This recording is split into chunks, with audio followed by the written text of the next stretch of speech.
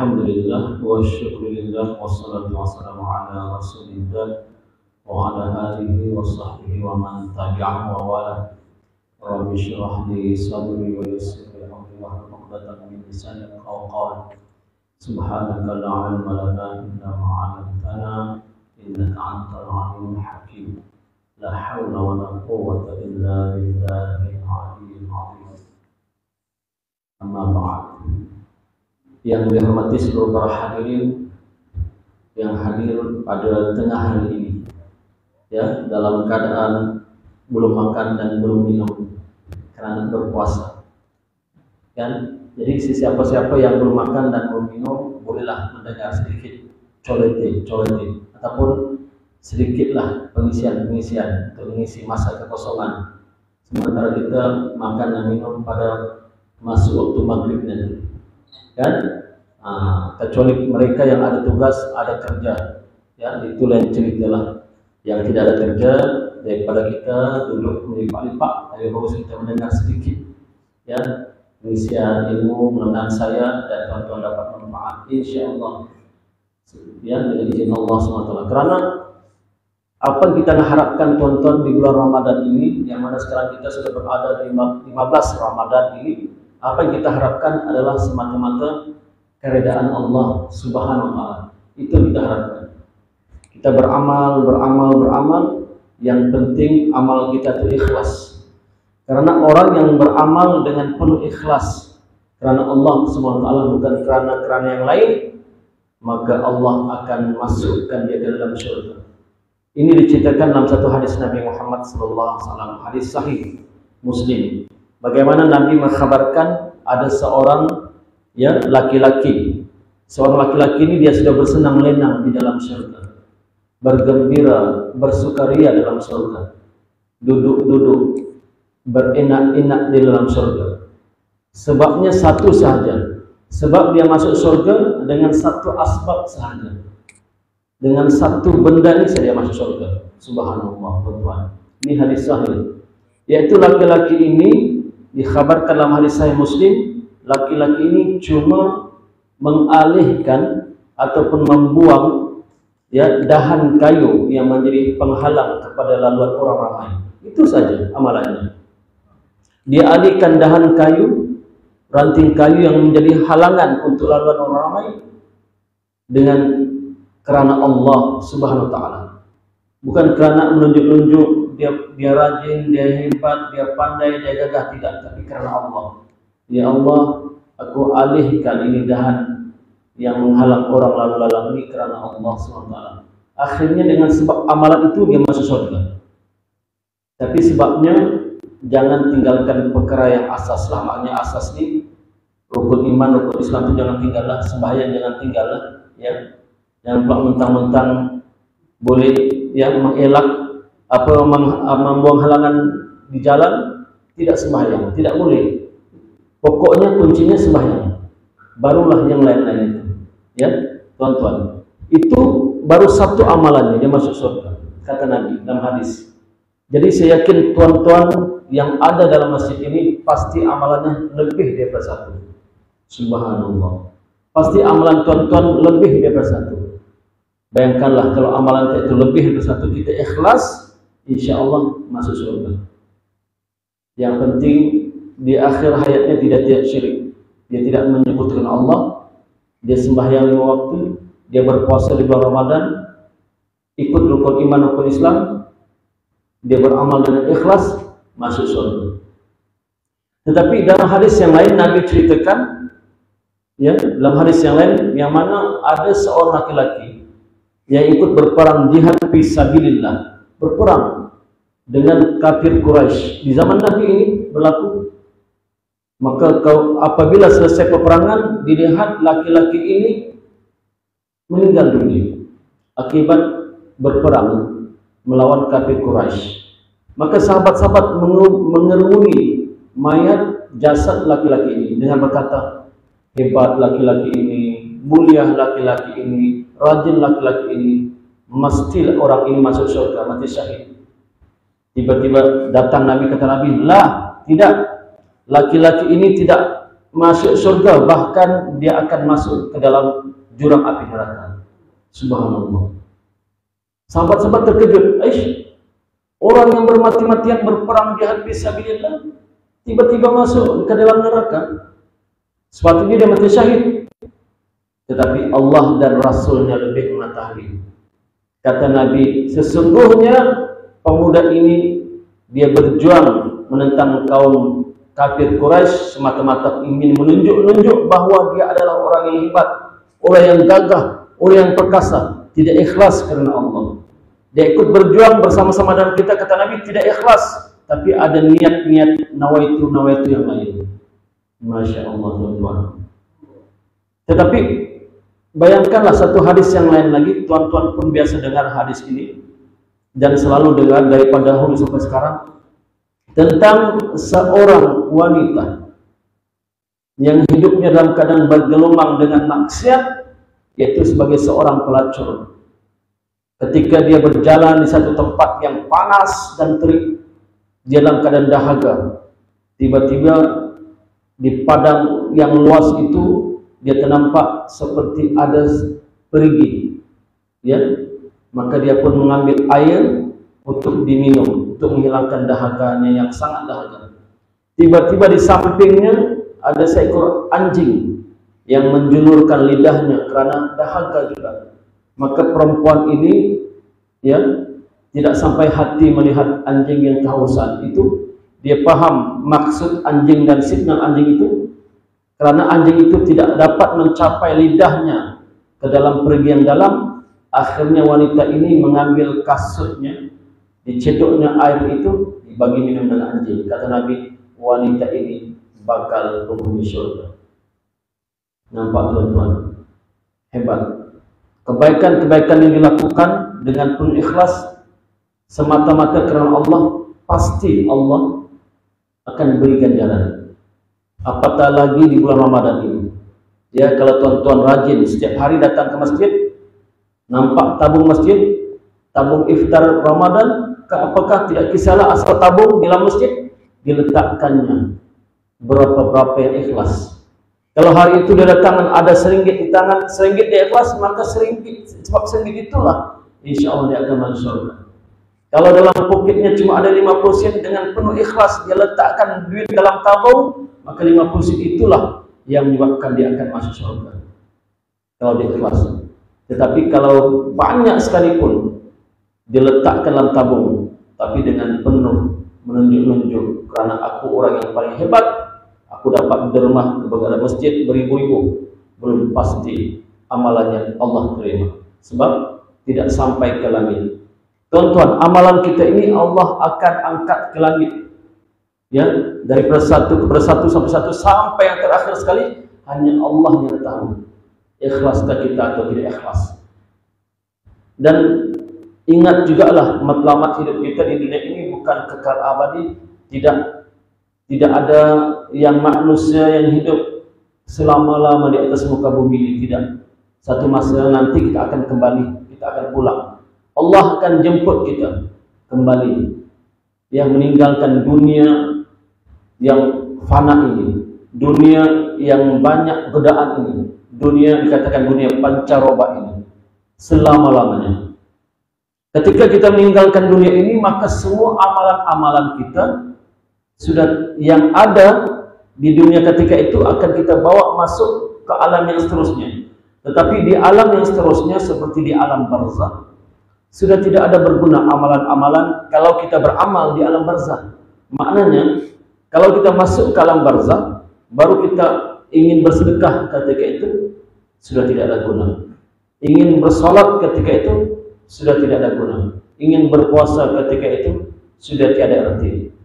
Ingin baca Quran ke apa kebaikan dalam alam barzakh, sudah tidak ada makna, tidak ditulis sebagai pahala, bahkan dilarang. Dilarang beribadah di alam barzakh. Begitu juga di alam akhirat, dilarang beribadah.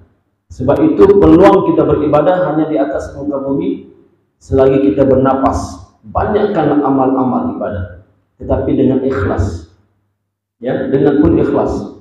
Tidak guna kita, kata para ulama, membandingkan kita tanam ladang kelapa sawit, ya, ladang kelapa sawit banyak kita tanam, tetapi pada musim berbuah tidak berbuah. Berbanding orang yang tanam satu pokok kelapa sawit di sebelah rumahnya, pada musim buah dia berbuah. Begitulah maksudnya, ya. Banyak kita buat amal ibadah, sembahyang banyak, puasanya banyak, sedekah banyak, zikir banyak, tetapi tidak ikhlas, setimbang sayap nyamuk pun Allah tak nilai. Rugi kita. Sebab itu kata Nabi dalam satu hadis yang lain, ramai orang yang berpuasa tetapi tidak mendapat apa-apa melainkan lapar dan dahaga sahaja.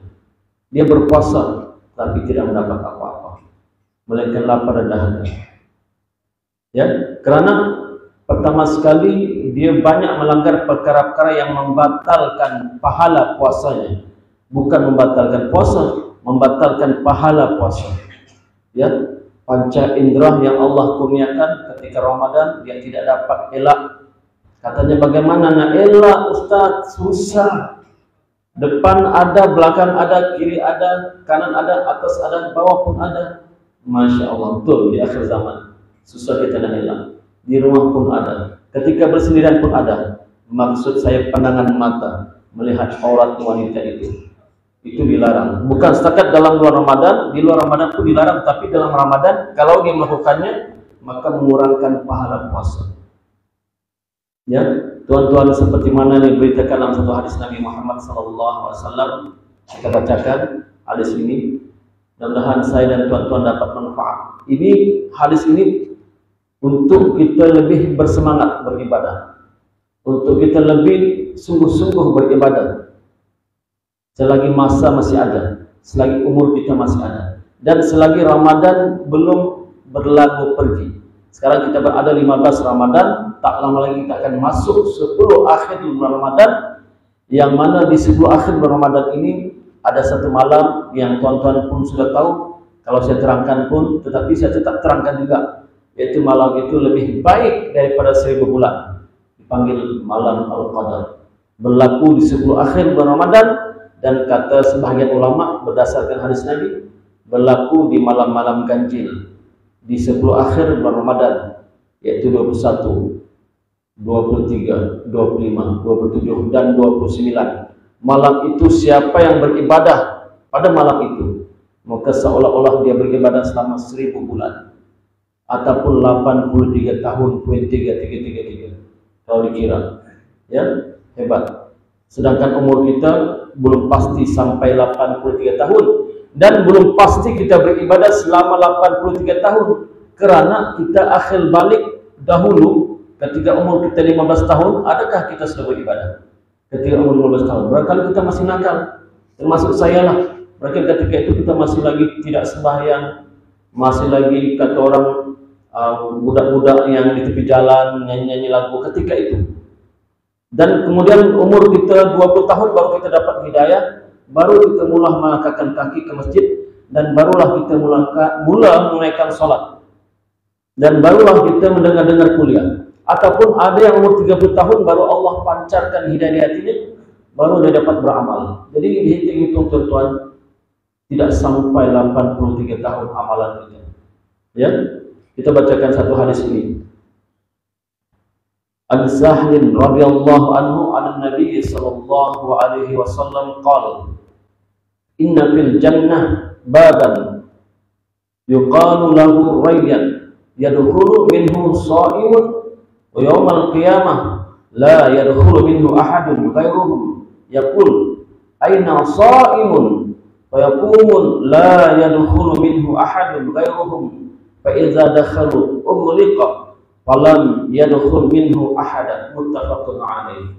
Hadis sahih riwayat Imam Bukhari.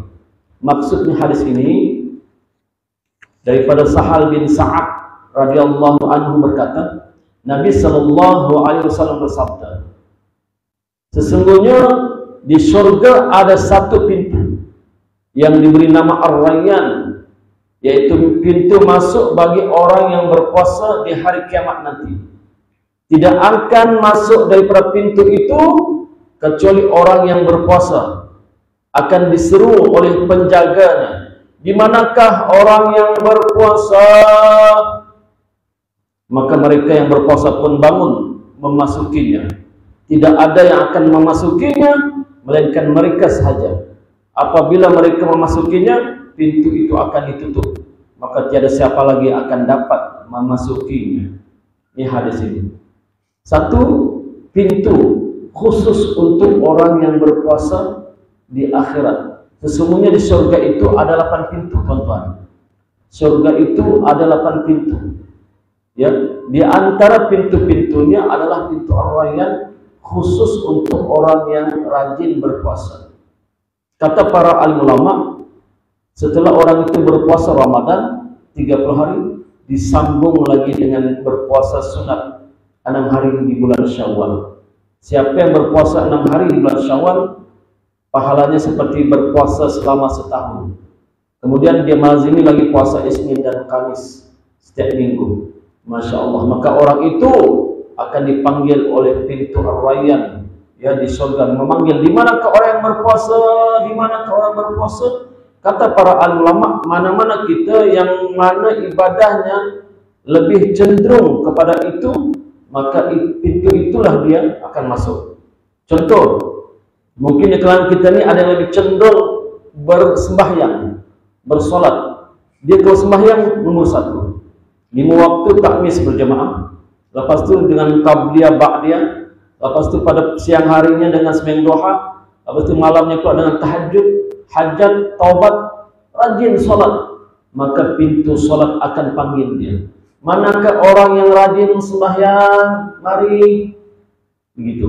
Begitu juga orang yang bersedekah, rajin bersedekah. Di mana nampak ada orang ingin untuk memerlukan sedekah, dia datang, dia ada. Di mana orang perlukan sedekah, di situ dia ada. Di mana masjid, dia ada. Bahkan sepanjang Ramadan ini 30 hari sholat tarawih, umpamanya 30 masjid dia masuk untuk memberi sedekah. Rajin bersedekah, bukan setakat di bulan Ramadan, di luar Ramadan pun rajin bersedekah. Tak kiralah sedekah uang ringgit kah, sedekah makanan kah, minuman kah, apa-apalah sedekah. Senyum itu pun sedekah. Tuan-tuan, bagi mereka yang sangat susah lah, Ustaz, saya ini tidak ada duit Ustaz, makan pun cukup, minum pun cukup, berurusi itu, ada kata begitu. Tidak ada pilaknya, tidak ada. Tapi rajin senyum, sedekah, tuan-tuan, senyum. Tapi yang ada duit jangan pula begitu. Istilahnya gajinya 1 bulan 5.000, kau tidak bersedekah kah tuan? Tak maulah, aku bersedekah hari-hari. Yalah, bersedekah apa? Hari-hari bersedekah. Apa dia? Senyum. Kalau Ustaz cakap senyum itu sedekah, ini bagi mereka yang susah. Tapi takkanlah gaji 5.000, 10.000, 1 ringgit pun kau tak mampu sedekah ke masjid, kan? Dengan cukup dengan senyum. Senyum pun sedekah, betul lah. Tapi lebih baik ditambah dengan duit, uang ringgit. Begitu. Barulah betul-betul. Ya, karena disebut di dalam sirah, orang yang paling banyak bersedekah nomor 1 di seluruh alam. Orang yang paling, makhluk yang paling, manusia yang paling, ya, banyak bersedekah di seluruh alam buana ini. Seluruh alam lah adalah seorang sahaja yang paling nomor 1, bukan seorang, artinya yang paling nomor 1 adalah Nabi kita, Nabi Muhammad SAW. Adalah seorang insan, seorang manusia yang paling mulia di seluruh alam dan paling kuat bersedekah, mengalahkan Sayyidina Abu Bakar, mengalahkan Sayyidina Umar dan sahabat-sahabat yang lain. Sirahnya ketika ada orang-orang yang datang berjumpa dengan Nabi, ketika itu Nabi sedang bersimbang-simbang dengan sahabat. Nabi ketika itu dalam keadaan busy ataupun sibuk lah. Tiba-tiba ada orang kata, ya Rasulullah, kami orang susah, kami perlukan sedikit bantuan. Maka kata Rasulullah, wahai sahabatku, tolong pergi ke rumah istriku yang pertama. Istri Nabi kan banyak, tanya kalau sana ada apa-apa untuk disedekahkan pada orang ini. Maka datanglah sahabat bertanya pada istri Nabi yang pertama, sampai ke sana memberi salam, ketuk pintu. Kata istri Nabi, wahai tuan, wahai saudara, sesungguhnya di rumah kami ini cuma ada seteguk air saja. Itu saya yang ada di rumah Nabi, istri pertama. Kemudian datang orang itu ke rumah istri Nabi yang kedua pun sama juga, hanya ada air saja, tidak ada makanan apapun untuk disedekahkan kepada orang. Begitulah semua istri-istri Nabi, hanya ada air saja. Ini petanda, kata para alim ulama hadis, menunjukkan Nabi itu orang yang kuat bersedekah. Kalau dia ada harta pagi ini, tidak sampai petang. Pagi itu juga dia akan dermakan, dia makan. Bukan Nabi itu orang miskin, sangat tidak. Nabi sebenarnya kaya. Sebab sirah menceritakan ada seorang daripada Bahrain datang bertemu dengan Nabi dengan membawa banyak emas, intan, permata, perak dan sebagainya, membawa ke hadapan Nabi, berbunyi-bunyi. Kata Nabi, simpan harta itu semua di masjid. Bukan Nabi bawa pulang, simpan di masjid. Simpan di masjid, ditumpukkan di depan masjid. Maka ketika itu Nabi pun sembahyang dengan para sahabat. Nabi tidak memandang pun harta yang banyak itu, karena hati Nabi lebih cinta dengan Allah daripada harta. Selepas itu saja, selepas salat, Nabi agih-agihkan harta yang banyak itu kepada orang-orang miskin di sekitar Madinah, orang-orang susah sekitar ini. Kalau Nabi mau, Nabi boleh ambil, tapi tidak Nabi mau. Hebatnya Nabi ini dalam soal bersedekah, yang mengalahkan Sayyidina Abu Bakar dan Sayyidina Umar. Nabi kita Nabi Muhammad SAW itu menjadi contoh kepada kita. Kalaulah Nabi seorang yang telah terpilih masuk surga, begitu hebat sedekahnya, apakah kita ni yang belum ada jaminan masuk surga, tidak mau bersedekah ke masjid, ya, segan untuk menaruh sedikit duit walaupun sengit ke masjid? Ya tuan-tuan, contoh kita adalah Nabi Muhammad SAW, itu di bahagian sedekah. Ada lagi satu cerita yang mana ada orang yang mendermakan pada Nabi satu lembah, mendermakan pada Nabi kambing-kambing yang banyak, hingga kambing itu memenuhi satu lembah, banyak sangat. Kambing-kambing itu memenuhi satu lembah. Satu lembah ini macam lebih besar daripada padang bola itu, banyaklah kambing. Nilainya berjuta-juta lah kalau dijual. Tiba-tiba ada seorang lelaki yang bukan Islam berkata, "Ya Muhammad, engkau ni, oh hebatlah Muhammad, engkau telah banyak dapat harta ni, orang hadiah ni. Boleh tahanlah engkau ya Muhammad, hebat." Kata Nabi, "Apakah engkau nak harta ini?" Orang tu diam. "Kalau kau nak, ambillah semua." Nabi sedekahkan terus kepada orang yang bukan Islam itu, kambing-kambing satu lembah. Nabi tak mau sedikit pun. Akhirnya orang itu mengucap dua kalimat syahadat, asyhadu an la ilaha illallah wa asyhadu anna Muhammadar Rasulullah, di hadapan Nabi. Karena Nabi perlihatkan akhlaknya yang cantik kepada orang yang bukan Islam. Beriman orang itu kepada Nabi, karena Nabi dermakan semua kambing-kambing satu lembah kepada orang itu. Nampak? Akhirnya orang itu orang yang paling kuat mengamalkan ajaran Islam, menjadi sahabat Nabi, dan akhirnya harta-hartanya itu dibaginya semula kepada perjuangan Islam. Nampak? Kalau hati sudah dibentuk, orang sudah lembut, orang sudah yakin dengan agama Islam, hartanya dikorbankannya untuk perjuangan Islam. Tuan-tuan, ini sebagai iktibar saya dan tuan-tuan, ya. Kemudian saya nak ceritakan sedikit lagi di surga itu, tuan-tuan. Orang yang sudah memasuki surga, seperti mana sebelum kita ceritakan, maka bila dia berada di surga, tetapi dia tidak masuk ke surga yang paling tinggi, karena surga yang paling tinggi dinamakan surga Jannatul Firdaus, dia tidak masuk, dia tak dapat masuk, dia cuma masuk ke dalam surga yang rendah, tapi surga juga. Maka dia akan menyesal walaupun dia sudah masuk surga. Dia kata, alangkah kalau dulu ketika aku di dunia beramal sungguh-sungguh, berjuang sungguh-sungguh, berbakti sungguh-sungguh kepada Allah, aku akan dapat masuk surga satu tingkatan dengan surga yang diduduki oleh para rasul, para nabi, para sahabat sekalian. Tapi dia berada di bawah surga yang paling bawah, ya. Tapi surga yang paling bawah itu pun dunia ini, kekayaan dunia ini yang ada ini, kekayaan dunia ini yang ada, yang tuan-tuan nampak ini, dikali 10 dunia ini dengan hartanya, dunia ini dengan hartanya dikali 10, tidak dapat menyemai surga yang paling rendah. Dunia ini dikali 10 tidak dapat menyemai kehebatan surga yang paling rendah di akhirat kelak. Hebat. Jadi orang yang berada dalam surga yang paling rendah itu mengatakan, ya Allah, aku ingin bertemu dengan Rasulullah, tapi Rasulullah di surga yang paling tinggi. Bila dia melihat ke atas, ternampaklah surga yang paling tinggi itu seperti orang di bumi ini melihat bintang-bintang di langit. Begitu. Bintang ini jauh kan? Begitu keadaan tingkatan surga, jauh-jauh. Masya Allah. Tapi tuan-tuan, kita tak kisahlah. Yang penting begini. Yang penting bagi kita, tak kisah bagi kita langit, sayalah. Tak kiralah surga manapun, yang penting masuk surga. Kan? Daripada kita masuk neraka yang dahsyat. Tak kiralah surga manapun. Tapi yang paling penting kata ulama, kalau nak berdoa, berdoalah minta Jannatul Firdaus, surga yang paling tinggi. Bersama dengan para rasul, para nabi dan para sahabat. Tapi andai kata Allah tak takdirkan dibagi surga apapun, bersyukurlah. Karena ada surga yang dibuat daripada intan permata. Surga itu dibuat daripada intan permata, pasirnya daripada intan permata. Kalau di dunia ini kalau ada pasir intan permata, macam mana? Barangkali orang itu tidak dapat lari. Kerjanya mengambil pasir. Apa yang melekat di selipar kasut itu diambil, berjual. Tapi di akhirat dia cuma seperti pasir-pasir saja. Masya Allah, indahnya tuan-tuan. Dan inilah sebenarnya, walaupun kita beribadah ini, kita tidak meniatkan kerana untuk masuk ke surga, tidak. Masih lagi kata para alim ulama tasawuf, masih belum tahap ikhlas yang sebenarnya.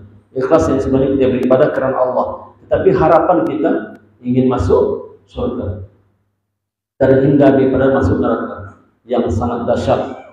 Dahsyat ya Allah, tuan-tuan. Kalau kita baca kitab-kitab bab menceritakan neraka ini, Masya Allah, ya, puncak kita.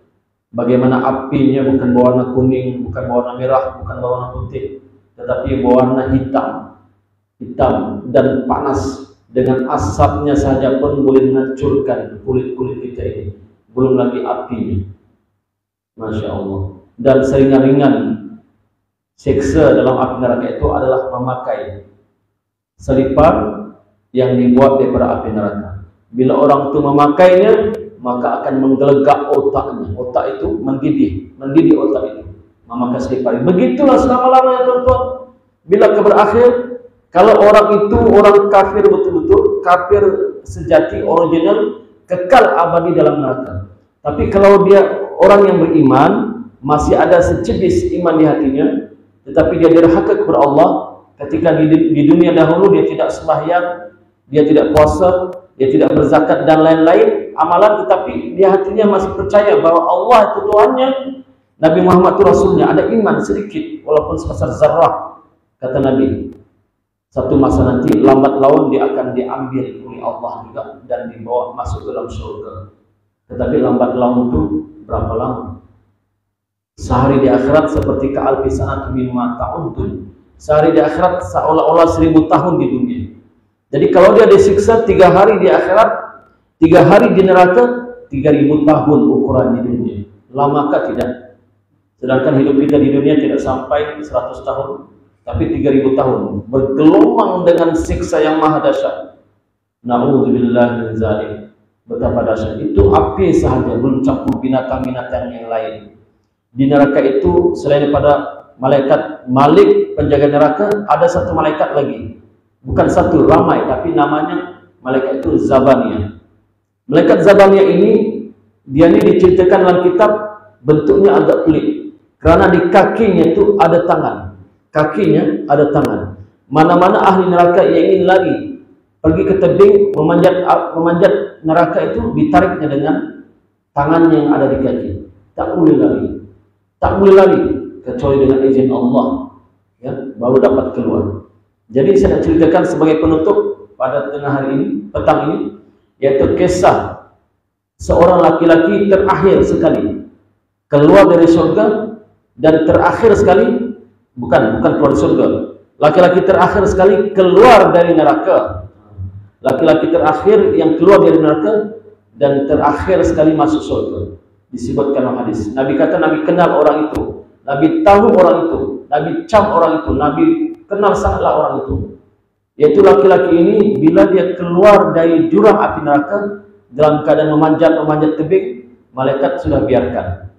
Malaikat zabaniyah tak kait lagi dia, sebab dia tahu ini imam masanya sudah habis disiksa. Setelah dosanya habis disiksa, dia pun merangkak-rangkak di tebing neraka itu, ke atas dia merangkak, dan dalam keadaan badannya hitam, legam, kesan api, kulitnya seperti kayu api yang dibakar itu, sudah jadi seperti hitam legam lah, merangkak-rangkak, dia perlahan merangkak. Tiba-tiba dia nampak di sana ada satu pokok. Pokok itu rindang, dan di pokok itu ada sungai. Maka dia pun berkata dengan Allah, ya Allah, alangkah baiknya kalau aku dapat pergi ke pokok itu. Ya Allah, tolonglah ya Allah. Maka Allah izinkan, Allah angkat dia, dibawa ke pokok itu. Dia pun berehat-rehat di bawah pokok sambil menikmati sungai yang berada dekat pokok itu. Tiba-tiba dia kata, ya Allah, di hujung sana dia nampak lagi pokok yang lebih cantik, lebih rindang dan lebih besar. Dia kata, ya Allah, aku mohon padamu kali ini sih Allah, kali ini, lepas ini tidak lagi lah. Kali ini saja. Aku ingin ke sana ke pokok yang lebih cantik, lebih rindang. Kali ini saja. Kali ini, kata Allah, ya kali ini, lepas itu tidak lagi. Maka dia hantarlah dia ke sana. Sampai di pokok itu, dia pun bersenang-senang, dia ada nampak ada sungai cantik. Tiba-tiba dia nampak lagi. Nah, nampak manusia ini yang suka berjanji, tapi tidak tepati. Dia nampak lagi. Ya Allah, dia kata, ada pokok yang lebih cantik dan ada sungai lebih indah lagi. Tolong ya Allah sekali, please ya Allah, tolonglah. Please itu saya tambahlah, hadis itu tak ada sebut please. Tapi dia saya tambah untuk mudah paham. Tolong ya Allah, tolong. Diangkat ke sana, diangkat dia nampak, oh cantik, pokok itu tenang, indah, angin seperti basah. Tiba-tiba yang terakhir, dia nampak satu taman yang cantik. Dia ingatkan tadi yang pokok-pokok itu adalah taman surga, sebenarnya itu bukan taman surga, belum lagi. Dia nampak satu taman yang cantik. Ya Allah, andai kata aku masuk sana, kali ini saja, kali ini. Tadi dijanjikan kali ini. Kali ini kata Allah, ya kali ini. Maka kata Allah, masuklah kamu ke sana. Masuklah dia ke sana. Rupanya tempat itu adalah taman surga. Dan di depan taman surga itu dia nampak ada surga. Maka dia pun masuk ke dalam. Bila dia masuk itu, macam penuh surga ini. Ya Allah, surga ini sudah penuh. Sebenarnya belum penuh, tapi perasaannya penuh. Maka kata Allah, wahai hambaku, masuklah kamu ke dalam surga. Sesungguhnya engkau memang masuk surga, tetapi sengaja Allah begitu lambat-lambatkan. Kerana dia laki-laki terakhir masuk surga. Masuk dalam surga. Kemudian dikata, kamu tahukah siapakah manusia yang paling kaya di dunia? Ketika kamu masih hidup dulu, maka diceritakanlah. Dia kata, wahai hamba Allah, ya, umat hamba Allah, hambaku, sesungguhnya mintalah kamu apa yang kamu minta. Jadi dia kata, ya Allah, apakah engkau bergurau denganku sedangkan engkau itu Tuhan Rabbul Alamin, engkau Tuhan sekalian alam? Apakah kau masih bergurau-gurau padaku? Dia kata, mintalah. Dia kata, aku akan bagi engkau kekayaan 10 kali ganda kekayaan orang-orang di dunia. Bahkan 10 kali bumi ini, 1 dikali 10. Itulah yang kau akan dapat. Jadi orang ini sebenarnya yang terakhir masuk surga ini, dia masuk surga yang paling rendah. Dan dia rasa kata, ya Allah, aku yang paling beruntung, akulah yang paling kaya, aku yang paling senang.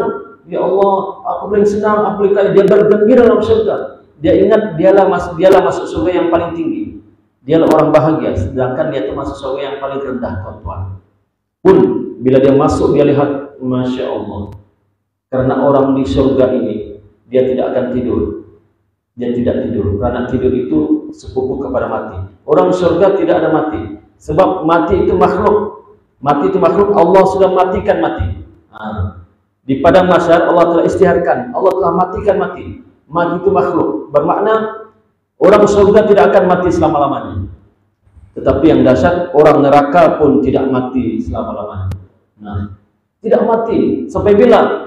1 juta tahun, 100 juta tahun, wallahu alam, disiksa selama-lamanya ahli neraka itu.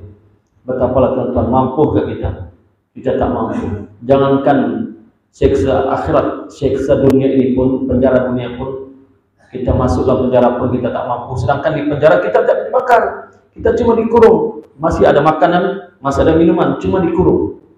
Di neraka tidak ada minuman. Kalau ada minuman pun daripada biji timah yang mendidih. Bila dia minum untuk menghilangkan dahaga, timah itu akan mencairkan, merosakkan semua organ tubuh. Makan buah zakum yang sangat pahit, minum air nana-nana orang. Ya Allah, mudah-mudahan saya dan tuan-tuan yang ada hadir pada petang ini dan semualah keluarga kita terhindar daripada azab akhirat yang maha dahsyat. Berdoalah kita sama-sama di bulan Ramadan, karena bulan Ramadan ini di antara doa-doa yang mustajab di bulan Ramadan. Berdoa sungguh-sungguh, berdoa sungguh-sungguh kepada Allah. Mintalah apa saja, tapi kena yakin, jangan ada ragu-ragu. Jadi betul ke Tuhan, kabulkan, betul ke, jangan yakin sungguh-sungguh Allah, kau kabulkan ya Allah, yakin kau kabulkan. Ya, minta kepada Allah, doa sungguh-sungguh. Mintalah apa yang kita minta. Contoh dia pertama kita minta masuk dalam surga Firdaus, yang kedua minta keridhaan Allah, yang ketiga minta bahagia, minta iman, keluarga kita, istri kita, anak-anak kita masuk dalam surga, terhindar dari neraka, dimurahkan rezeki, rezeki kita dimurah, anak bini semua dimurah, dipanjangkan umur supaya dapat beribadah lagi, ya, menjadi orang yang saleh, yang selamat di dunia dan selamat di akhirat, dan dihindarkan dari siksa kubur yang sangat dahsyat. Saya dan tuan-tuan pasti akan mati satu masa nanti. Kullu nafsin za'iqatul maut. Setiap yang bernyawa pasti akan merasai kematian. Bagaimanakah rasanya dicabut roh itu ya Allah?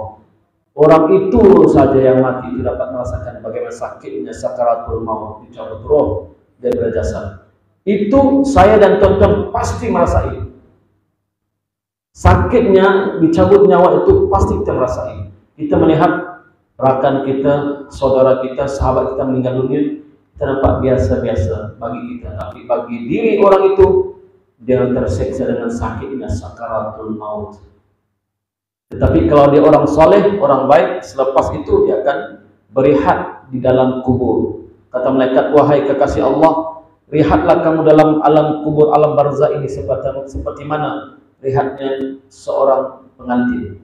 Rehat. Di dunia kita dulu menderita, sengsara, di kubur kita rehat. Bagi orang yang mati baik, bagi orang yang mati saleh. Tapi bagi mereka yang derhaka, ya, orang-orang kafir, munafik, di alam kubur pun, di alam barzah pun sudah ada penyiksaan sebelum di akhirat kelak. Di alam barzah, alam kubur pun sudah ada siksa-siksa sebelum ke akhirat kelak. Rugi dunia, rugi akhirat. Dunia dia susah, dia menderita, dia miskin. Dalam kubur makin susah, di akhirat bertambah susah. Rugi dunia akhirat. Ya, itu tuan-tuan, dengan kita berazam di bulan yang barakah, bulan mulia ini, kita banyakkan beramal ibadah dan mencari malam Al-Qadar. Moga-moga kita dapat malam itu. Kata ulama, ini betul ulama, semua kita ini akan dapat, akan bertemu malam Al-Qadar. Saya nak pecahkan rahsia di sini. Semua kita ini akan bertemu malam Al-Qadar dengan syarat. Maknanya bertemu malam Qadar dalam keadaan beribadah. Memang semua akan bertemu, tapi ada yang tidak beribadah, ada yang beribadah. Tapi kita insya Allah akan bertemu malam Qadar dalam keadaan beribadah. Rahsianya kata ulama, lazimkan sembahyang isya berjemaah dan sembahyang subuh berjemaah. Jangan tinggal. Ya, 10 akhir Ramadan lazimkan sembahyang isya berjemaah dan sembahyang subuh berjemaah. Karena kata Nabi, barang siapa yang sembahyang isya berjemaah dan sembahyang subuh berjemaah, pahalanya seperti beribadah seluruh malam. Pahalanya seperti beribadah seluruh malam. Bermakna orang itu beribadah selama 1000 bulan di malam itu. Nah, ini bagi mereka yang tak boleh bangun malam, yang susah bangun malam, yang susah baca Quran malam, yang susah berzikir malam. Ya, contoh dia mau bangun malam tapi susah sangat. Tidak pandai terbangun, asal mau bangun susah bangun. Maka jangan tinggalkan sembahyang isya dan subuh berjamaah. Tapi bagi mereka yang boleh bangun malam, itu nomor 1. Itu spesial orangnya. Dah lah isya dan subuh berjamaah, boleh bangun malam lagi beribadah. Ini yang paling baik. Tapi anda kata tak mampu, buatlah. Jangan tinggal isya berjamaah, subuh berjamaah. Pasti malam itu kita akan bertemu dengan malam Al-Qadar. Dan ibadah kita, setiap ibadah kita 1000 bulan ganjarannya. Sembahyang isya berjamaah seperti sembahyang isya 1000 bulan pahalanya. Baca Quran, sembahyang tarawih berjamaah sembahyang tarawih 1000 bulan. Sembahyang tarawih ini yang penutup. Tadi di penutup hadis. Ini penutup. Sembahyang tarawih tuan-tuan hanya ada di bulan Ramadan saja. Di bulan lainnya tidak ada sembahyang tarawih. Di bulan Ramadan saja. Jadi rebutlah peluang untuk sholat tarawih ini. Tak kiralah 20 rakaat kan, 8 rakaat tak kira, yang penting sholat. Jangan pertikaikan pasal rakaat, sebab orang pertikai tapi sendiri tak sholat. Ya, yang penting sholat. Tapi yang lebih bagus, siapa banyak kerja, banyak pahala. Bermakna orang yang 20 lebih besar pahala daripada orang yang 8. Tapi sama-sama dapat pahala.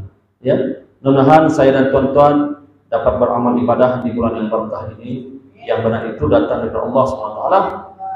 Yang salah dan silap itu telah datang dari kelemahan hawa nafsu saya sendiri. Saya mohon ampun dan maaf.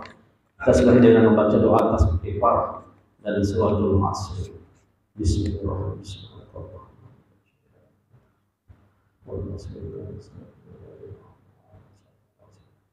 Assalamualaikum warahmatullahi wabarakatuh.